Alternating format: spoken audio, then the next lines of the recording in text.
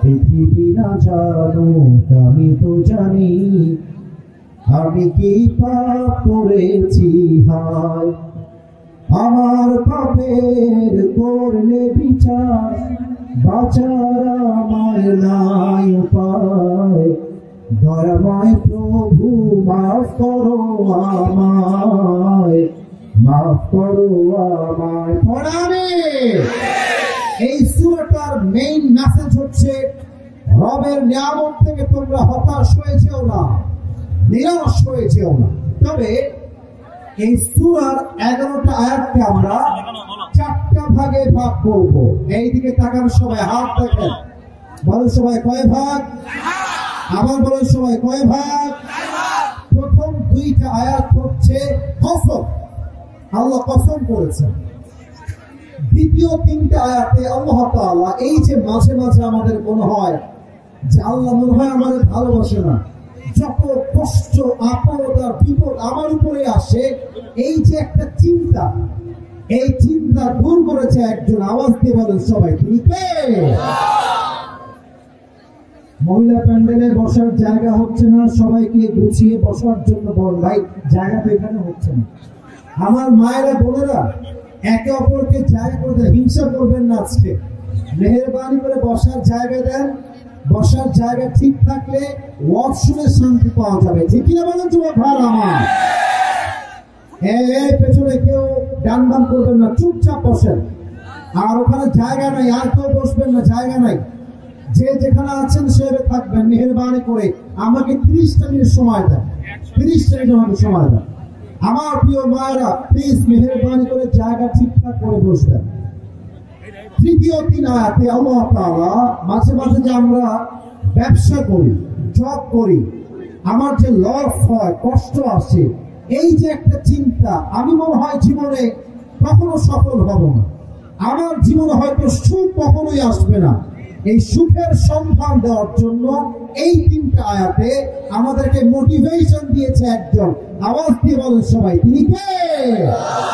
4 number, এই 4 নাম্বারে এসে 3টা আয়াতে আল্লাহ তাআলা 9, 10, 11 এই 3টা আয়াতে আল্লাহ তাআলা এমন কিছু আমল শিখিয়েছেন যে আমল দুনিয়াতেই শেষ হবে না, বরং এটা সাদকায়ে জারিয়া হিসেবে কবর পর্যন্ত আপনার সাথী হয়ে যাবে। সুবহানাল্লাহ বলে সবাই।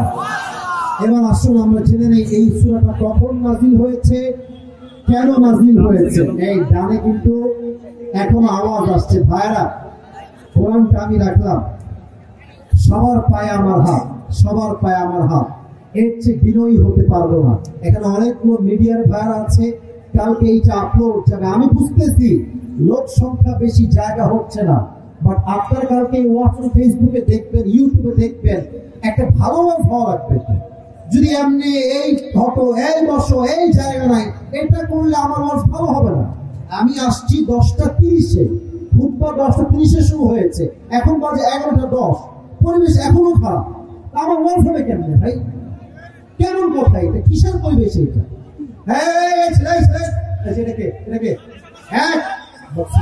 চুপ করে বসো, ভালোবাসা বোঝে না, দেখছেন? চুপ করে বসো আমার প্রিয় ভাই। তাকবীর দেন সবাই, লিল্লাহি তাকবীর।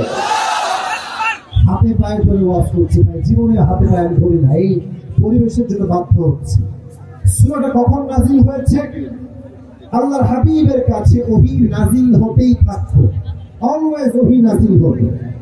তো একবার আল্লাহর হাবিবের কাছে ওহী নাযিল হওয়া বন্ধ হয়ে গেল।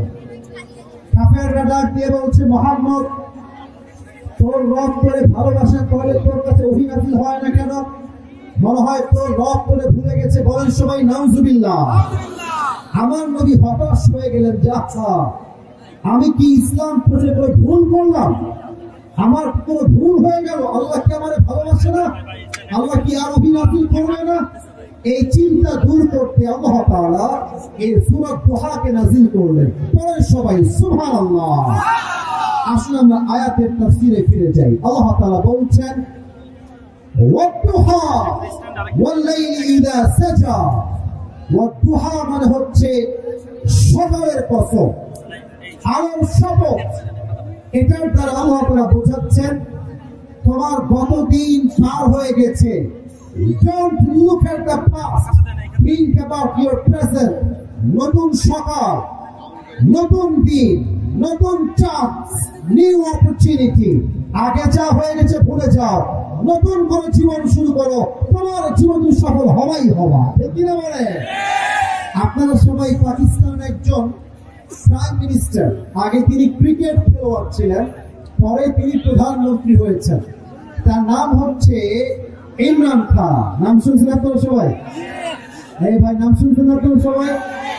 উনি একটা কথা সেই দিন বলছেন তার লেকচারে উর্দুতে, আমি জাস্ট উর্দুটা কোট করছি তবে বাংলাটা বলবো। উনি একটা কথা বললেন সেই দিন, উনি বললেন যে अगर जिंदगी को समझना चाहते हो तो पीछे देखो। आई रिपीट अगेन, আমি আবারও বলছি, अगर जिंदगी को समझना चाहते हो तो पीछे देखो और अगर जिंदगी को जीना चाहते हो तो आगे देखो। যা ভুল হয়ে গেছে বোঝার জন্য অতীত দেখো, যে আমি আমার জীবনে কি কি ভুল করেছি। আর যদি শিক্ষা নিতে চাও, জীবনটাকে এনজয় করতে চাও, অতীত নিয়ে নয়, তোমাকে বর্তমান নিয়ে ভাবতে হবে। এখানে অনেক যুবক আছে ছাকা খেয়ে বেকা হয়ে গেছে, আছে না নাই? তোমাদের জন্য এই দোহা একটা মেসেজ, যেই মেয়ে তোমাকে ছেড়ে চলে গেছে সেই মেয়ে তোমার হওয়ার যোগ্যতাই ছিল যুবক ভাই।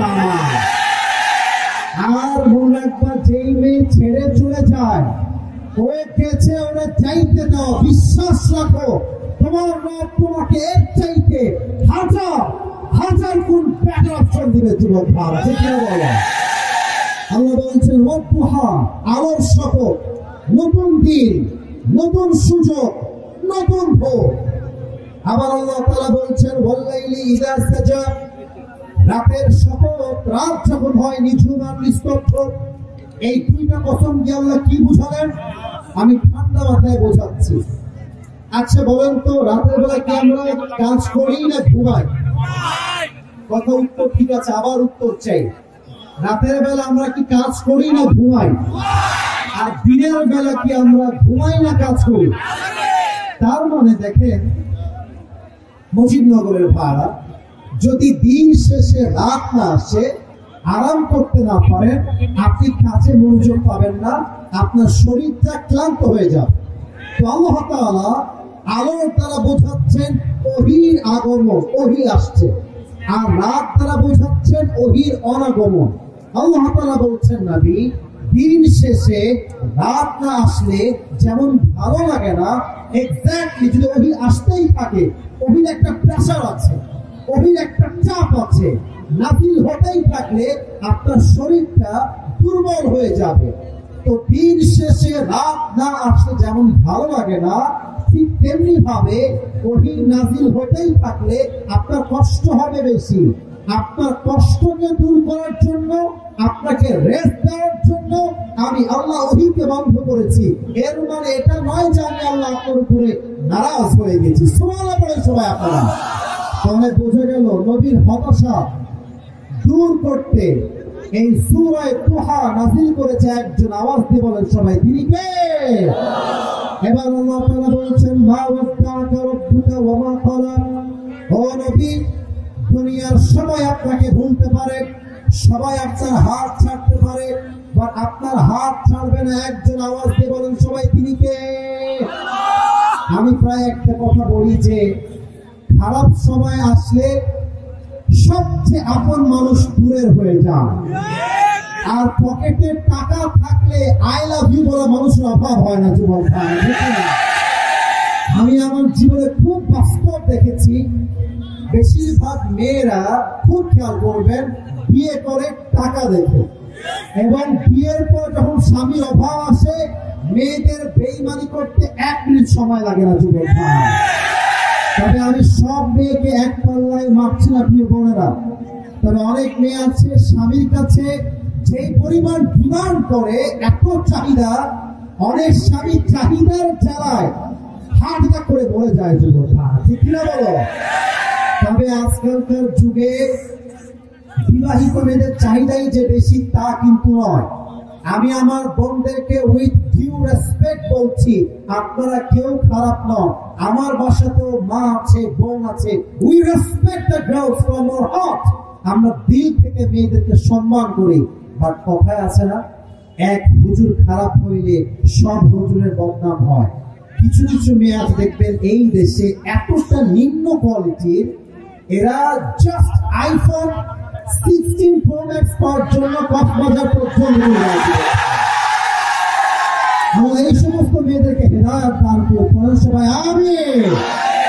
আল্লাহ বলছে, হে আমার বান্দা, তোমার খারাপ সময়ে সবাই তোমার হাত ছাড়তে পারে, বা তোমার হাত ছাড়বে না একজন, তিনি কে? আমার তো তাফসীরের মাঝে একটা কথা মনে পড়ে গেল, বলা যাবে না? আমি পারমিশন পাইনি, বলা যাবে? আমি ওয়াচ করছি আরো অনেক, মোটামুটি 4 থেকে 5 বছর হবে, on average it has been maybe 4 years, 4 বছর হবে। তা আমার ওয়াচ যখন আমি শুরু করেছিলাম প্রথমের দিকে, আমি এটা গত কয়েকদিন আগে বলেছিলাম কোথাও জানো, তো আমার কাছে যত কল আসতো, কল আমি নিজেই রিসিভ করতাম। তো একদিন আসরের নামাজের পর আমি বসে আছি বাসায়, একটা কল আসছে আমার মোবাইল ফোনে। তো আমি দেখলাম যে নাম্বারটা একদম আননোন নাম্বার, নাম্বারটা সেভ করা নাই, অচেনা কেউ কল দিয়েছে। তো আমি কলটা রিসিভ করে সালাম দিলাম, আসসালামু আলাইকুম ওয়া রাহমাতুল্লাহ। তো দেখলাম যে একজন মেয়ে উত্তর দিল, ওয়া আলাইকুম আসসালাম। পরে বললাম, আপনি কি বলছেন এবং কে বলছেন? তো বলছে যে আমি আসলে কিছু কথা বলতে চাই, আমি আপনার বোনের বয়সী নই, আমি আপনার মায়ের বয়সী, আমি একজন আন্টি হব আপনার। তো আমি বললাম যে দেখেন, আমি তো আসলে কথা বলি না প্রোগ্রাম ছাড়া, কি বলবেন একটু দ্রুত বললে ভালো হয়। তো এই যে কথা, কেমন আছেন, কি অবস্থা, এটা বলতে এরকম কথা বলছি, হঠাৎ করে দেখছি মেয়েটা চিৎকার দিয়ে কান্না করছে, মহিলাটা। আমি তো ভয় পেয়ে গেছি, কি ব্যাপার, অচেনা কেউ কল দিয়ে কান্নাকাটি করে ভয় লাগে যুবক, তো কে এটা, কান্না করছে কেন? তো আম্মাকে বললাম, আম্মা জান আপনি কাঁদছেন কেন, কি ব্যাপারটা, কি কি হয়েছে আপনার? তো মহিলা বলছে, আসলে বাবা আমি তোমাকে কল দিয়েছি আইসিইউ রুম থেকে, আমি এখন আইসিইউ তে ভর্তি আছি। তাই বললাম, আম্মা জান বলেন কি সমস্যা?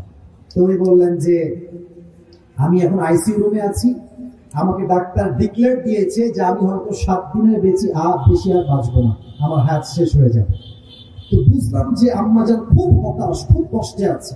আমি বললাম, আম্মা 2টা কথা মনে রাখবেন, 2টা কথা। এক, যখন অসুস্থ হবে, খারাপ সময় যখন আসবে, মনে হবে যে বাপ আমার পর, মা আমার পর, বউ আমার পর, সন্তান আমার পর, মাথায় রাখবেন যখন আপনার থেকে সবাই দূরে চলে যাবে, আপনার সঙ্গী হবে এক সত্তা। বলেন সবাই, তিনি কে?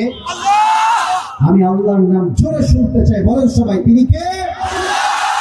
2 নম্বর কথা, আম্মা জান বি পেশেন্ট, ধৈর্যশীল হন।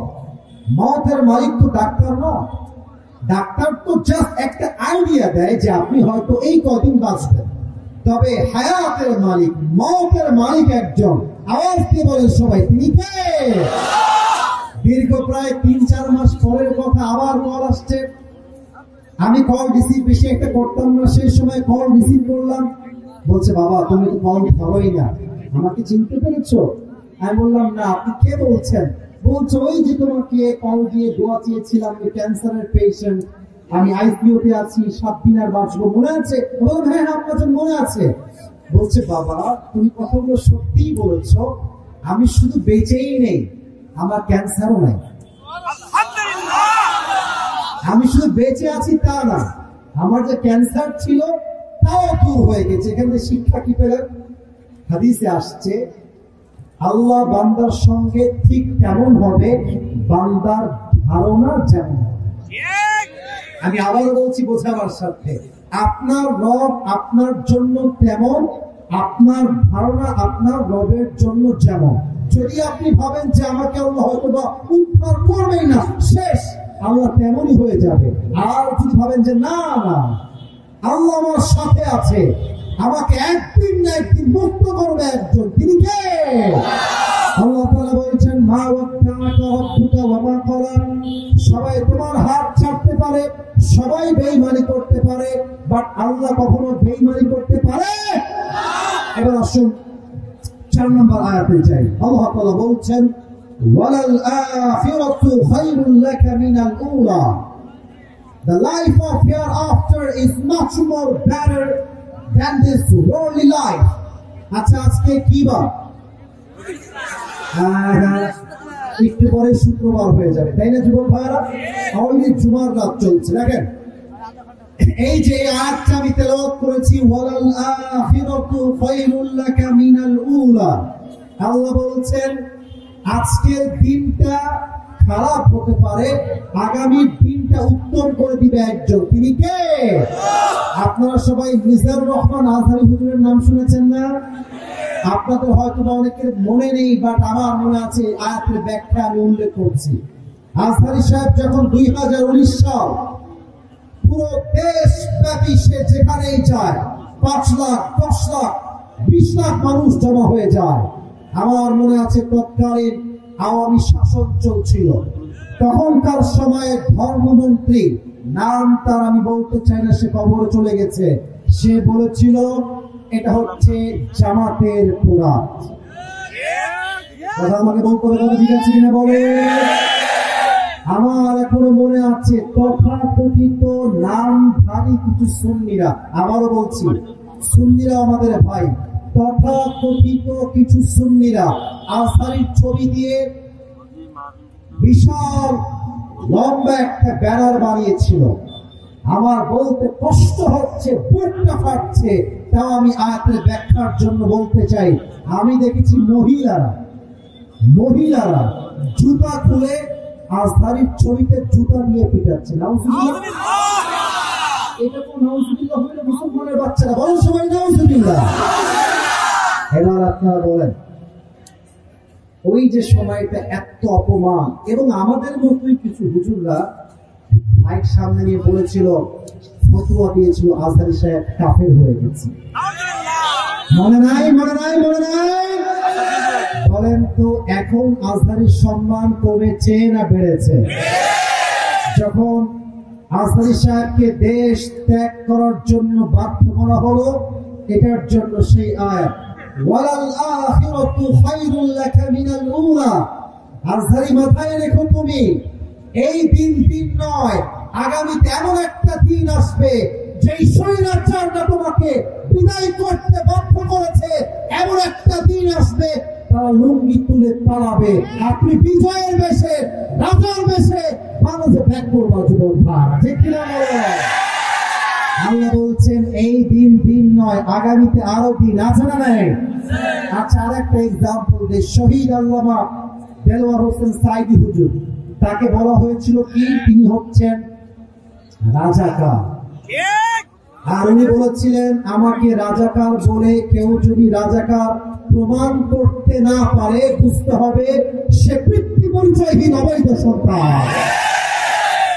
এবার বলেন ওনার মৃত্যুর পরে কি প্রমাণ হয়েছে? উনি কি রাজাকার ছিলেন নাকি? না, এত আসতে বলতো না, উনি রাজাকার ছিলেন। এর দ্বারা প্রমাণ বাতিল পক্ষ ইসলামকে দমন করবার জন্য জুলুম করবে, হত্যা করবে, খুন করবে। বাট আজকের দিন আসল দিন নয়, আগামীতে এমন একটা দিন আসবে পুরো আল্লাহর জমিনে ইসলামের রাজ কায়েম হয়ে যাবে, ঠিক কিনা বলে? এটা হচ্ছে 1 নাম্বার ব্যাখ্যা। আচ্ছা রাত তো প্রায় 12টা বেজে গেল, ওয়াজ কি আর করা যাবে না? না, এভাবে 2-1 জন গেঞ্জিওয়ালা, কান্টুওয়ালা, বসো, ওখানেই বসো। নতুন নাকি রে? নতুন নাকি এটা? বসো। আমার 1 ঘন্টা ওয়াজ হয়ে গেছে, আমি ওয়াজ করতে বাধ্য নেই, ভালোবাসার কাছে ওয়াজ করছি। এত লোক সামনে খুবই চাপ, এরকম করবেন না। সবাই একটা কাজ দেন দেখি, হয় না, আরেকবার।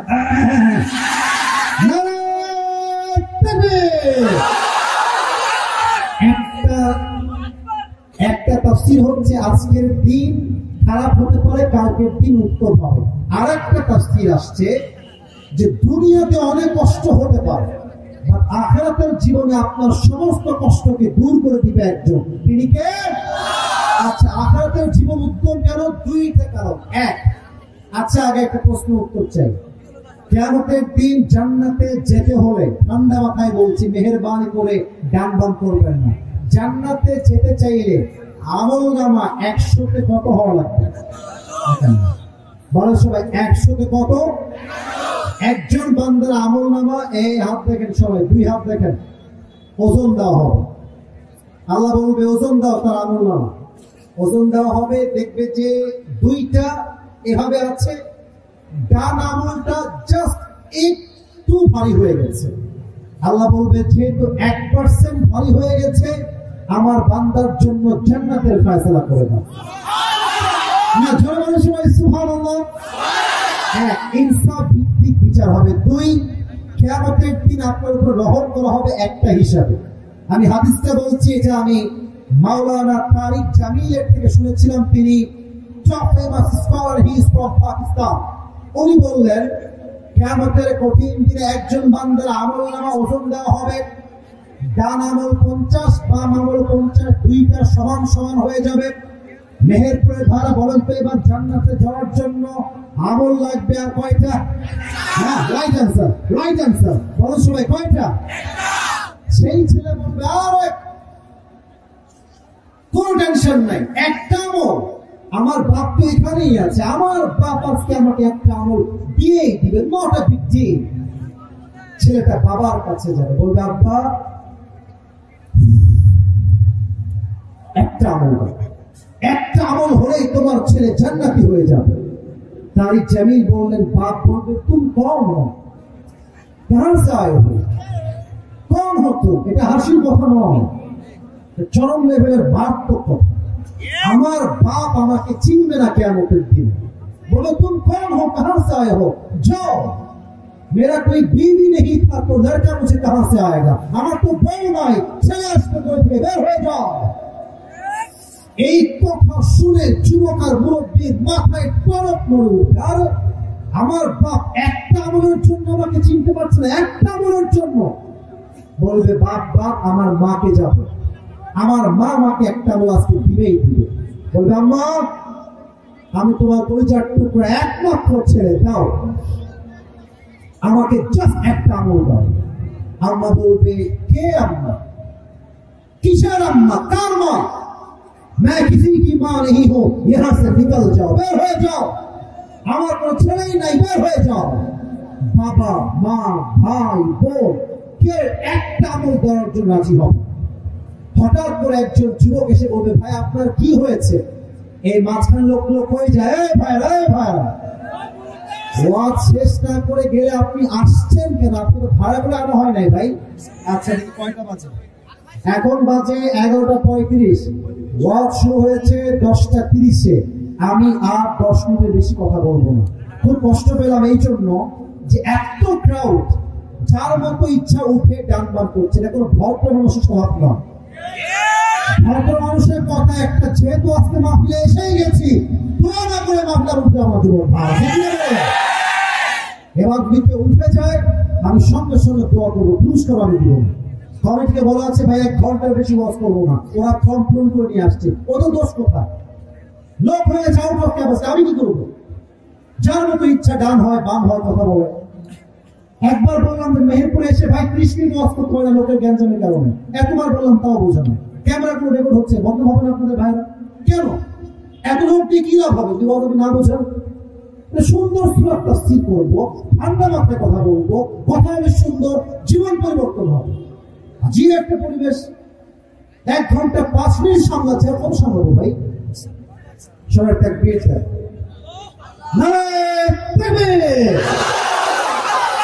এসে বলে ভাই তুমি क्या हो गया है, तुम इतनी परेशान क्यों हो, तुम्हें क्या चाहिए बताओ।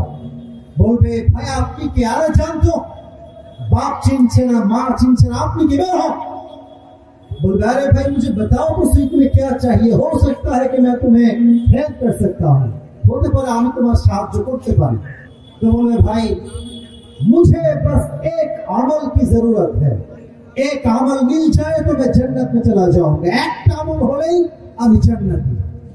बोलते ओ अच्छा अच्छा एक अमल লাগবে, ओके मैं तुम्हें वादा करता हूँ वो एक अमल मैं तुम्हें दूंगा, ওই একটা আমল আমি তোমাকে দান করবো। মনে করবে না তো সবাই? ও তো এমনি মানে हाँ कोई ताकत है, मेरी बाप ने मुझे एक अमल नहीं दिया, माँ ने नहीं दिया, भाई ने नहीं दिया, बीवी ने भी मुझे एक अमल नहीं दिया, तुम कौन होते हो एक अमल देने वाला? भाई তুমি কে? একটা আমল দিবা আমাকে? বলছে ভাই আপনি আমলটা নিবেন কিনা তাই তো নিবেন, বোঝানো দেন নি একটা আমল নিয়ে দৌড় দিবে আল্লাহর কাছে। আল্লাহকে বলবে আল্লাহ এই দেখো একটা আমল আমি পেয়ে গেছি, আমাকে এখনই জান্নাত দাও। আল্লাহ বলবে তোকে একটা আমল কে দিল রে? বাপ দেয়নি, মা দেয়নি, দিল কে? বলবে আল্লাহ হাদা আখি, দিস ইজ মাই ব্রাদার, এটা আমার ভাই, जिसने मुझे आज एक अमल दिया है। अल्लाह बोले तेरा दिमाग तो ठीक है, बाप ने कोई अमल नहीं दिया, भाई ने नहीं दिया, माँ ने नहीं दिया, तू कौन होता है एक अमल देने वाला? तू एक अमल क्यों दिली बंदा? शेरा के बोल अल्लाह मेरे पास अमल है तो बस एक ही अमल है, अगर ये एक अमल है तो भी मैं जहन्नम में जाऊंगा, नहीं है तो भी जहन्नम में जाऊंगा। अमल आजके मात्र एकटा, থাকলেও আমি জাহান্নামী, না থাকলেও আমি জাহান্নামী। তো আমি ভাবলাম যে একটা আমল রেখে আর কি করব, দয়া করে মায়া করে আমি আমার ভাইকে দান করে দিয়েছি। আল্লাহ বলবে ও আচ্ছা আচ্ছা, তুই কি আমার চাইতে অনেক বড় দয়ালু হতে চাস না? আনার রহমান আনার রহিম, মুঝসে বড়া মেহেরবান আর কোই নেই হো সকতা। আমি হলাম সবচেয়ে দয়াময়, সবচেয়ে মায়াময়। এই বান্দা তুই যে একটা আমল পেয়েছিস 51, তুই একা জান্নাতে যাবি না, বরং যে তোকে আজকে একটা আমল দিয়েছে তুইও জান্নাতে যা, তোর ভাই যে একটা আমল দিয়েছে তাকে নিয়ে দুইজন একসঙ্গে জান্নাতে যা। দুইটা কারণে আখিরাত উত্তম। এক, আখিরাতে ইনসাফ ভিত্তিক বিচার হবে। তুই আখিরাতে প্রত্যেকটা বান্দার উপরে দয়া করবে একজন, আওয়াজ দিয়ে বলেন সবাই তিনি কে? মেহেরপুরের ভাইরা, এখন থেকে আমি আয়াত পড়ব আর তর্জমা করব। পরিস্থিতির শিকার আমি আসি বললাম আজকে, জাস্ট আয়াত পড়ব, তর্জমা করব, ব্যাখ্যা দেওয়ার কোনো মুড আমার ভিতরে আর নাই। তর্জমা গুলো কান খারাপ করো সবাই, জাস্ট তর্জমা বুঝে আসলে কাজে দিবে। এবার আল্লাহ তাআলা বলছেন ওয়ালা সাউফা ইউতিকা রাব্বুকা ফাতারদা। আপনাদের মাঝে ব্যবসা করে কে কে হাত তুলুন তো? ব্যবসা করে হাত তুলুন, হাত তুলুন। আমি নিজেও আমার লাইফে বিজনেস করেছি, কিন্তু এখন করা হয় না, খুবই কম। প্রিয় ভাইরা, ব্যবসা করলে একটা লস হয় না?